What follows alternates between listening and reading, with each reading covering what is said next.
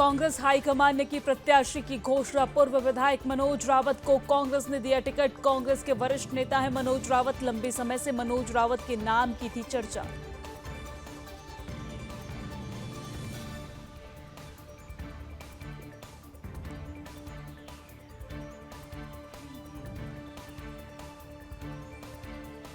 BJP संगठन पर्व का आज से दूसरा चरण शुरू। अवसर पर प्रदेश कार्यशाला का आयोजन किया गया। आयोजन में प्रदेश अध्यक्ष महेंद्र भट्ट शामिल हुए।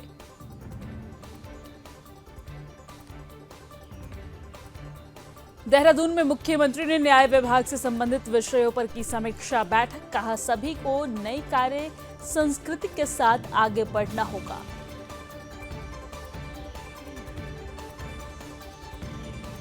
देहरादून में जाम की समस्या से निजात दिलाने की कवायद शुरू। 60 ई रिक्शा को किया गया सीज। 180 ई रिक्शा का किया गया चालान।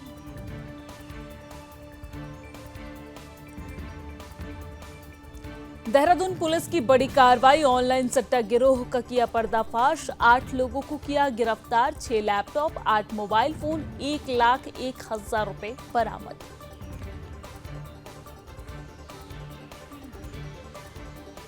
उत्तरकाशी में चला धार्मिक संगठन हिंदू सनातन धर्म के लोगों पर प्रशासन का डंडा। नवयुवकों के बीच बीजेपी के खिलाफ भारी आक्रोश।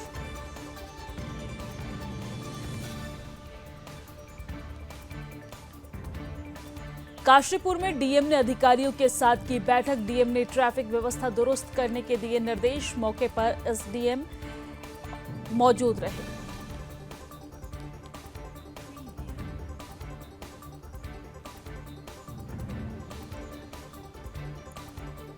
हरिद्वार दौरे पर शहरी विकास मंत्री प्रेमचंद्र अग्रवाल ने 2 महत्वपूर्ण योजनाओं का निरीक्षण किया।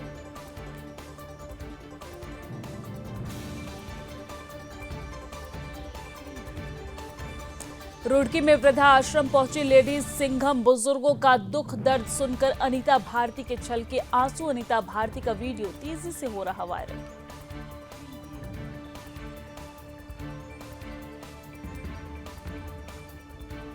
उधम सिंह नगर में गौ संरक्षण स्क्वाड कुमाऊं की बड़ी कार्रवाई। 16 किलो गौ मांस किया बरामद। 5 आरोपियों को गिरफ्तार भी किया।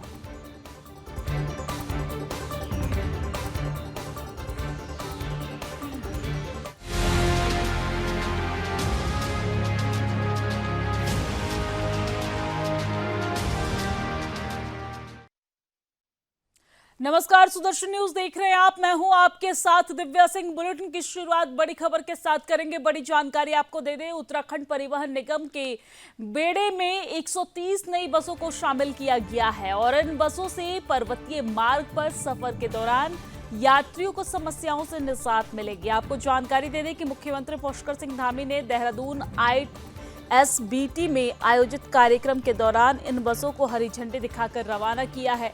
BS06 मॉडल की 130 नई बसों को परिवहन निगम को सौंपने पर परिवहन निगम ने धामी सरकार का आभार जताया है। आपको जानकारी दे दें कि इन बसों में आधुनिक इंजन तकनीक का उपयोग किया गया है, जो न केवल प्रदूषण को कम करेगा बल्कि पहाड़ी इलाकों में भी इन बसों को आसानी से संचालित करने में मदद करेगा। इन बसों के आने से पर्वतीय क्षेत्र में पर्यटन को बढ़ावा मिलने की उम्मीद है, क्योंकि यात्रियों को अधिक आरामदायक और सुरक्षित यात्रा की सुविधा मिलेगी।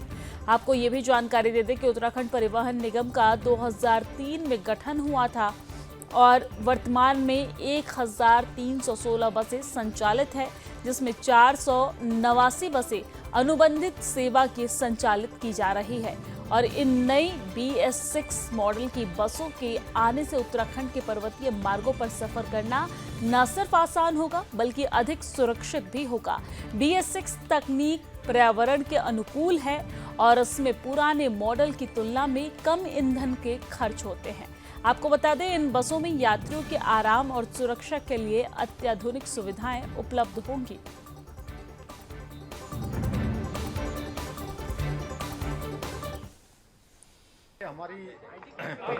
हमारा संकल्प है, हमारी प्रतिबद्धता है कि समाज के हर व्यक्ति को, समाज के अंतिम छोर में खड़े हुए व्यक्ति को सुविधाएं मिले, विकास पहुंचे उन तक।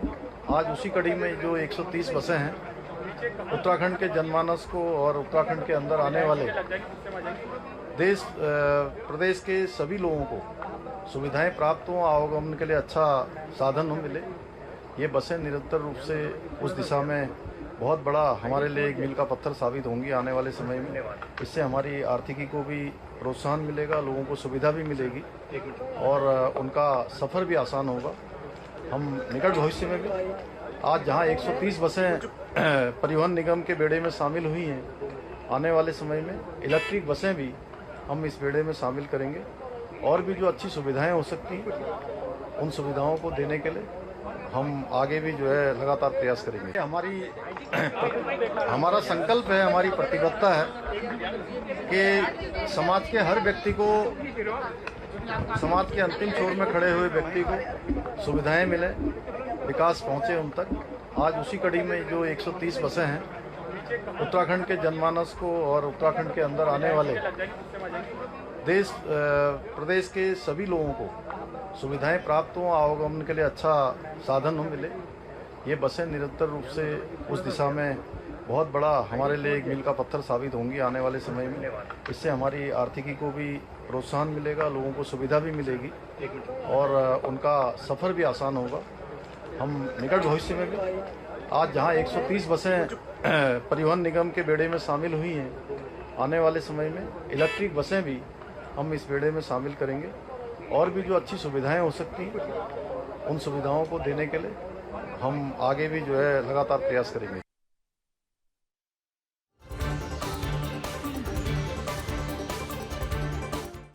और चलिए अब आगे बढ़ते हुए बात टिहरी की कर लेते हैं। रविवार को टिहरी के बोराड़ी स्टेडियम में बेसबॉल संगठन की ओर से बेसबॉल ओपन टूर्नामेंट का आयोजन किया गया है, जिसकी अध्यक्षता जिलाधिकारी मयूर दीक्षित ने की है। आपको ये जानकारी दे दें कि टूर्नामेंट 28 और 29 अक्टूबर तक चलेगा और मौके पर मयूर दीक्षित ने कहा है कि जियो को देखकर हम खेल कूद का प्लेटफॉर्म दे सकते हैं। आपको जानकारी दे दें कि जो कि सभी के लिए खेलकूद का जो प्लेटफॉर्म है वो जरूरी है, ऐसा मयूर दीक्षित ने कहा है। उन्होंने कहा है कि हम देख रहे हैं कि युवा मोबाइल फोन नशाखोरी में शामिल हैं और युवाओं को इससे दूर रखने के लिए जिला प्रशासन, खेल विभाग, उत्तराखंड बेसबॉल एसोसिएशन के द्वारा आयोजन किया जा रहा है। यह भारत के कॉन्टेक्स्ट में नया खेल है।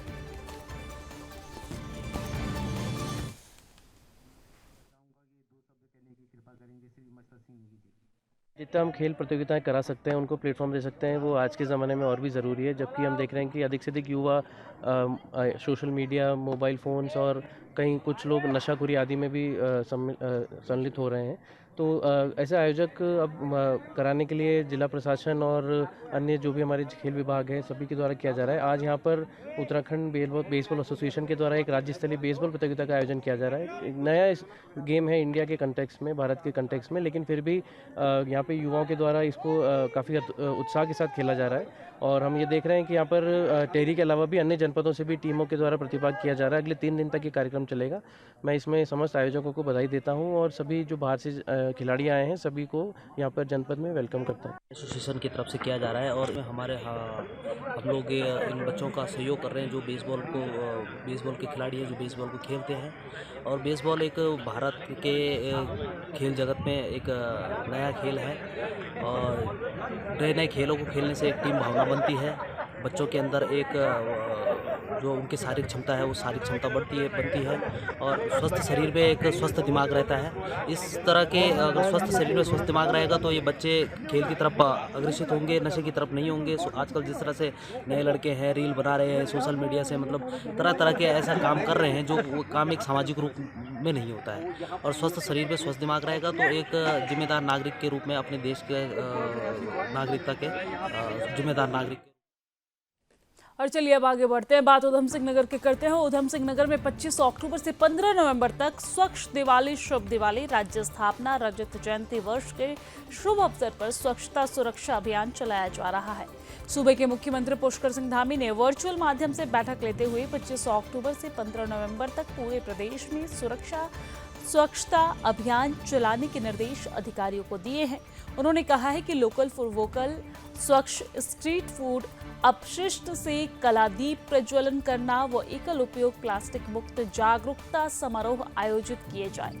वहीं वरिष्ठ पुलिस अधीक्षक मणिकांत मिश्रा ने बताया है कि सुरक्षा के पूरे इंतजाम कर दिए गए हैं। यातायात व्यवस्था सुचारू रखने के लिए बाजारों में वाहनों का प्रवेश बंद कर दिया गया है और पार्किंग की व्यवस्था की जा रही है। साथ ही साथ आपको ये भी बता दें कि फायर वाहनों को चुस्त दुरुस्त रखने के निर्देश भी इस दौरान दिए गए हैं। इसके अलावा महिलाओं की सुरक्षा व्यवस्था की बात भी कही गई है।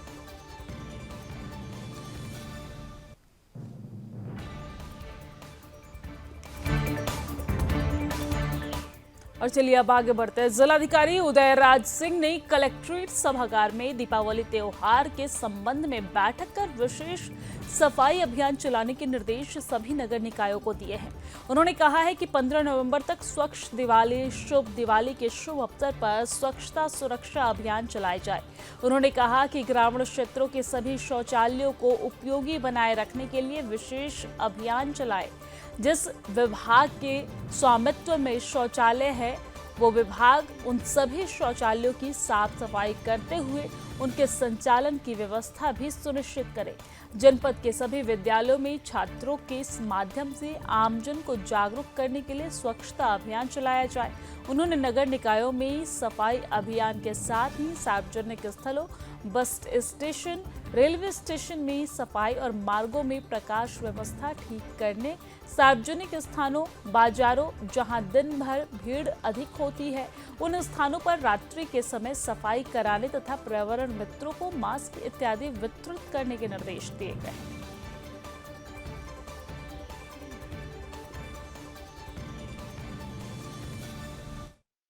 शुभ दीपावली के मुहूर्त को देखते हुए और दीपावली को बहुत ही सकारात्मक सोच के साथ मनाने के लिए शासन ने निर्णय लिया है कि 25 अक्टूबर से और 15 नवंबर तक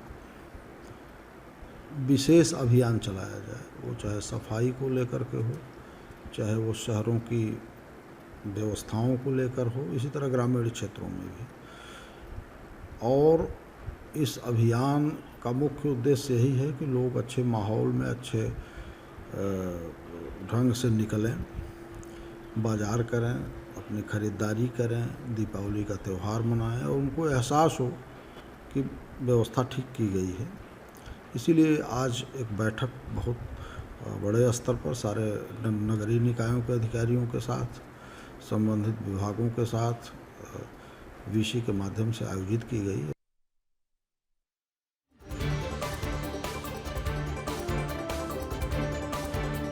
चलिए अब आगे बढ़ते हुए बात आम आदमी पार्टी की करते हैं। रुद्रपुर में आम आदमी पार्टी के महानगर अध्यक्ष सतपाल ठुकराल के नेतृत्व में डॉल्फिन कंपनी के कर्मचारियों की मांगों को लेकर आम आदमी पार्टी के कार्यकर्ताओं ने डीएम कार्यालय पहुंचकर विरोध प्रदर्शन किया है। इस दौरान उन्होंने एसडीएम मनीष बिष्ट को ज्ञापन सौंपा है। ज्ञापन में कहा गया है कि उप जिलाधिकारी एवं उप श्रमायुक्त के समक्ष मांगों के संबंध में 24 अक्टूबर को पत्र जारी किया गया है, लेकिन कंपनी के प्रबंधकों ने कंपनी के श्रमिकों को लेने से स्पष्ट मना कर दिया।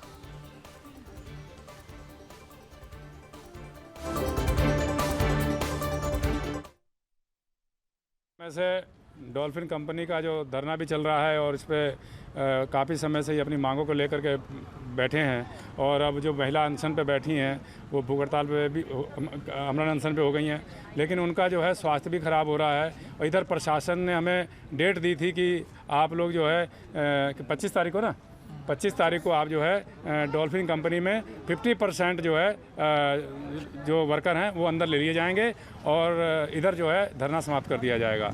तो इन्होंने जब हमने सुबह तैयारी करी तो रात को 10 बजे ही फ़ोन आ गया कि आप लोग कंपनी मत जाइए। तो हम लोग कंपनी ये लोग नहीं गए थे, लेकिन कुछ लोग को नहीं पता था वो चले गए। तो वहाँ उन्होंने बाउंसर और पुलिस लगा रखी थी। तो इससे साफ जाहिर होता है कि एक तरफ तो हमसे ये प्यार से वार्ता करते हैं और तारीख लिख के देते हैं और उसके बाद वहाँ पर जाके कार्रवाई नहीं होती है।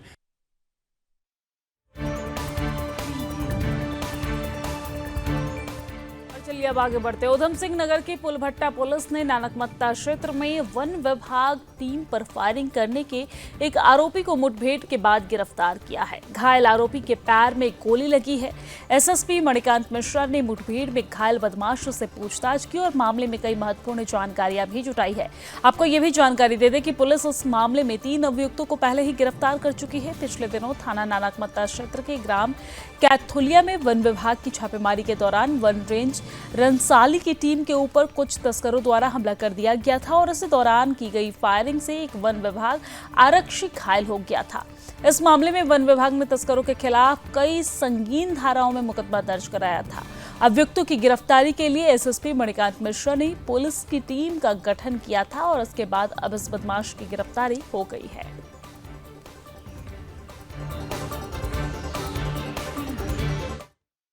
नानकमत्ता थाना क्षेत्र में 15 और 16 की रात को इसी माह में कैथुलिया गांव में वन कर्मियों के द्वारा एक रेड मारी गई।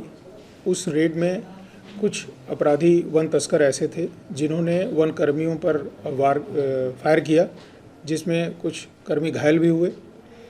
संबंधित धाराओं में उसी दिन अपराध पंजीकृत किया गया और जो वन तस्कर थे उनको गिरफ्तार करने के लिए लगातार पुलिस लगी रही। इस पूरे मुकदमे में 5 नामजद अभियुक्त थे, जिसमें कि 3 लोगों को पहले ही गिरफ्तार किया जा चुका था। एक अभियुक्त जसपाल, जिस पर पूर्व में भी कई मुकदमे थे, उसकी सूचना पुलिस को प्राप्त हुई, जो पुलभट्टा थाना क्षेत्र के बर्रा चौकी में कहीं पर है और वह भागने की तैयारी में है। पुलिस ने उसकी घेराबंदी की। उसने पुलिस पर फायर कर दिया।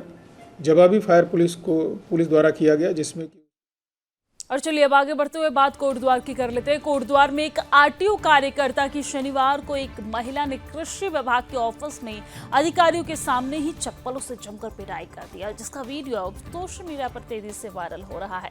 मिली जानकारी के मुताबिक संजय ध्यानी नाम का एक आरटीआई कार्यकर्ता शनिवार को कृषि विभाग से संबंधित किसी जानकारी को लेन देन उसके बद्रीनाथ रोड स्थित ऑफिस गया था और इसी दौरान वो विभाग की योजनाओं की जानकारी लेने गई एक महिला से उनकी किसी बात पर बहस हो गई और इसी दौरान महिला ने अपनी चप्पल उतारकर उसकी जमकर पिटाई कर दी। इस दौरान कृषि विभाग का अधिकारी महिला के आगे हाथ जोड़ता नजर भी आया, लेकिन महिला तब भी आरटीआई कार्यकर्ता की पिटाई करती रही।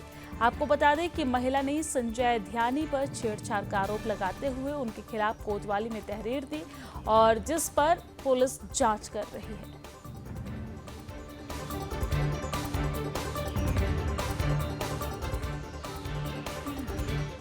और चलिए अब आगे बढ़ते हुए बात केदारनाथ उपचुनाव की कर लेते हैं। केदारनाथ उपचुनाव के लिए जैसे जैसे मतदान की तारीख नजदीक आ रही है, वैसे ही राजनीतिक दलों द्वारा अपना प्रचार अभियान भी तेजी से बढ़ाया जा रहा है। आपको ये बता दें कि बीजेपी ने अनुसूचित जाति समाज के लोगों पर सेंधमारी शुरू कर दी है और यहाँ 150 से अधिक लोगों ने बीजेपी का दामन भी थाम लिया है। आपको ये भी बता दें कि केदारनाथ उपचुनाव की तैयारियों के हिसाब से फिलहाल भाजपा कांग्रेस पार्टी से काफी आगे नजर आ रही है। हालांकि अभी तक बीजेपी व कांग्रेस अपने उम्मीदवारों का नाम तय नहीं किया था, लेकिन अब कांग्रेस पार्टी की तरफ से उम्मीदवारों का नाम तय कर दिया गया है। केदारनाथ विधानसभा क्षेत्र से अधिसूचित जाति वर्ग का वोट शेयर लगभग 16 से 18% है, जिसको अपने पक्ष में करने के लिए बीजेपी ने चोपता में अनुसूचित जाति वर्ग का सम्मेलन का आयोजन किया और जिसमें बड़ी संख्या में अनुसूचित जाति के कई राजकीय सेवा, भारतीय सेना, पूर्व जनप्रतिनिधि व क्षेत्र प्रभावशाली वरिष्ठ लोगों ने अन्य दलों को छोड़कर भाजपा में शामिल हुए।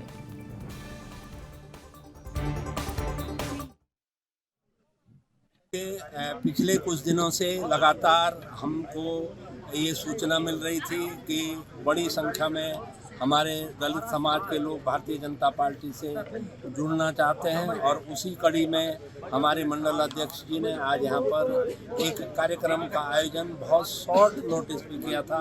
48 घंटे के नोटिस पे ये कार्यक्रम हुआ और आप देख रहे हैं कि जिस तरह से उमड़ करके लोग इस कार्यक्रम में आए हैं, वो इस बात का परिचायक है कि आने वाले समय में केदारनाथ विधानसभा में एक नई परिपाटी, एक नई परंपरा प्रारंभ होने वाली है और अनुसूचित जाति के जो हमारे मतदाता हैं वो तेजी से भारतीय जनता पार्टी की तरफ उनका रुझान बढ़ रहा है। निश्चित रूप से अनुसूचित जाति के भाइयों का विश्वास भारतीय जनता पार्टी के प्रति लगातार बढ़ता जा रहा है और जिस तरह से हमारे प्रधानमंत्री आदरणीय नरेंद्र मोदी जी सभी वर्गों के लिए, सभी समुदाय के लिए काम कर रहे हैं, उनके उत्थान के लिए, उनके विकास के लिए काम कर रहे हैं, तो उत्तराखंड के अंदर भी विशेषकर केदारनाथ विधानसभा में अनुसूचित जाति का जो समाज है वो भारतीय जनता पार्टी में लगातार जुड़ रहा है। आज चोपता में केदारनाथ विधानसभा के बहुत सारे अनुसूचित जाति के भाई, सामाजिक कार्यकर्ता, पूर्व अधिकारी, कर्मचारी भारतीय जनता पार्टी में शामिल हुए हैं और ये इसी का परिणाम है कि अनुसूचित जाति के समाज का विश्वास लगातार पुष्कर धामी के प्रति बढ़ता जा रहा है। नरेंद्र मोदी जी के साथ उनका भरोसा बढ़ता जा रहा है और अभी तो ये प्रारंभ हुआ है। अभी लगातार अन्य क्षेत्र में भी, अन्य गाँवों में भी अनुसूचित जाति के भाई, महिलाएं, रिटायर्ड कर्मचारी और बहुत सारे लोग भारतीय जनता पार्टी के साथ में जुड़ने का सिलसिला लगातार जारी रहेगा।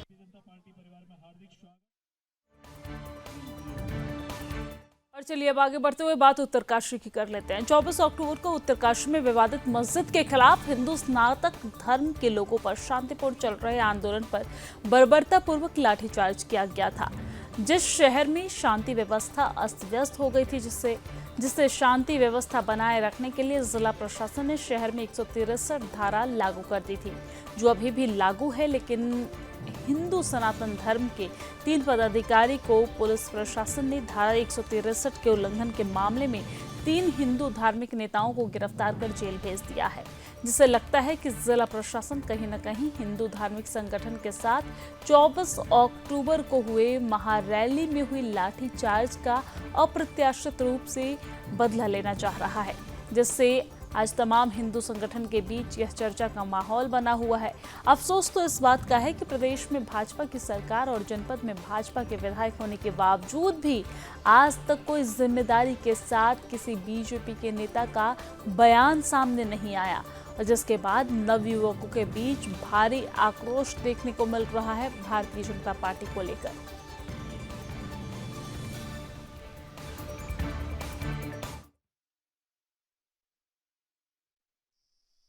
तो एक्चुअली ऐसा है कि ये तो एक प्रशासन की बहुत बड़ी गलती है।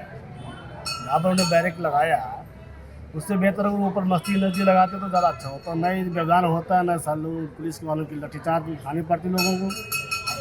तो मेन कारण प्रशासन की गलती है। बिल्कुल पहले जब सूचना अधिकार मांगा गया है तो उसमें उन्होंने कहा था कि मस्जिद अवैध है।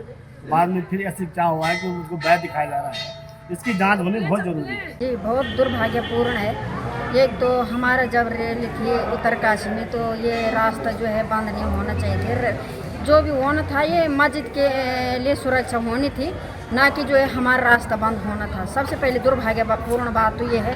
और कर भी दिया था, अगर हमारे जिला अधिकारी महोदय ने तो ज्ञापन लेने आ जाते वहाँ पे, इतनी देर तक रहे।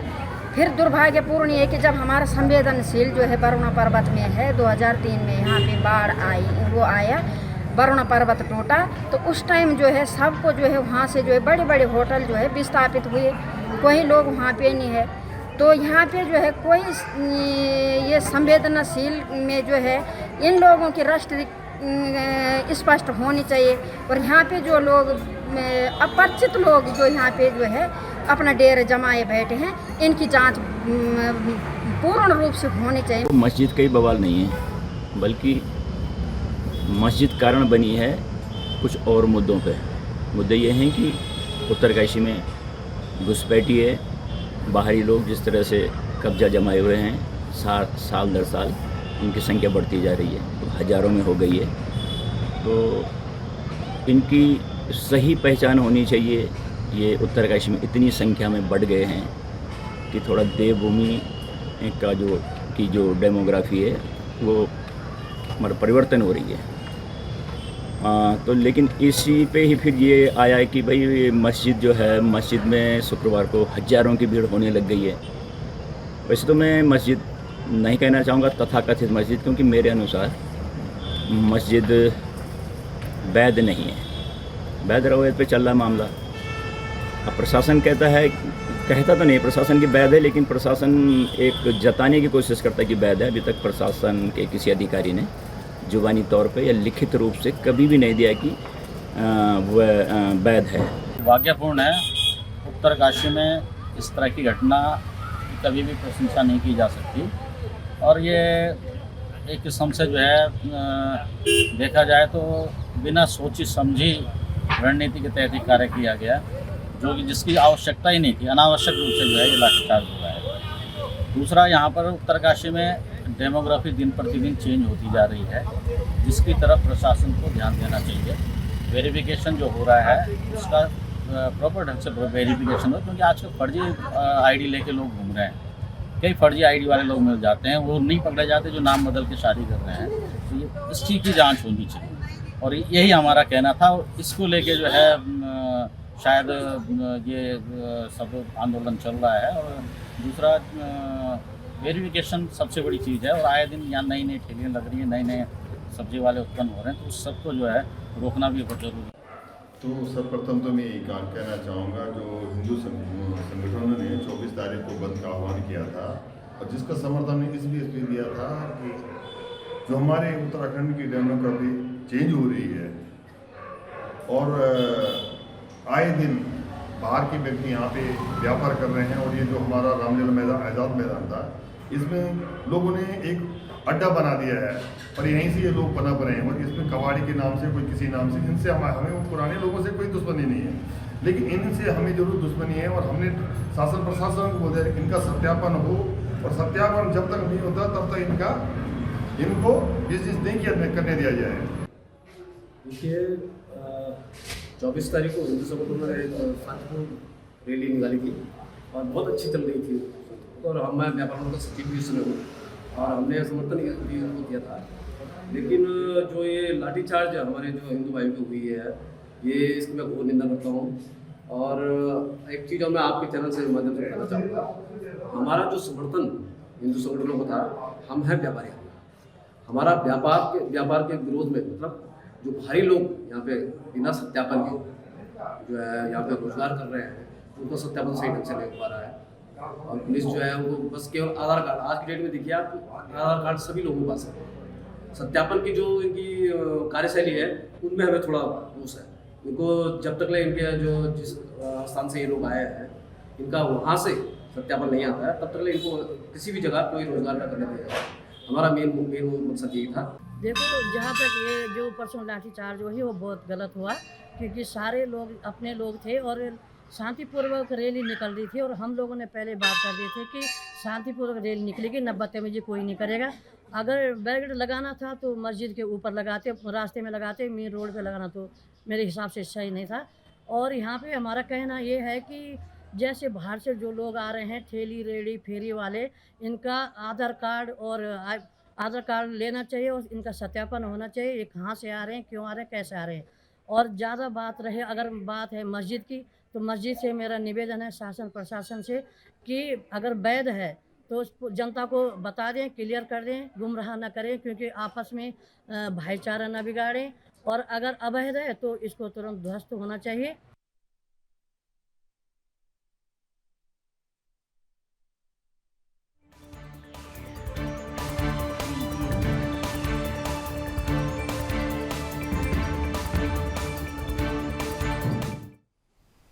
और इसी के साथ अपना उत्तराखंड की खबरों में फिलहाल के लिए इतना ही, लेकिन देश और दुनिया की तमाम खबरों के लिए आप देखते रहिए सुदर्शन न्यूज़।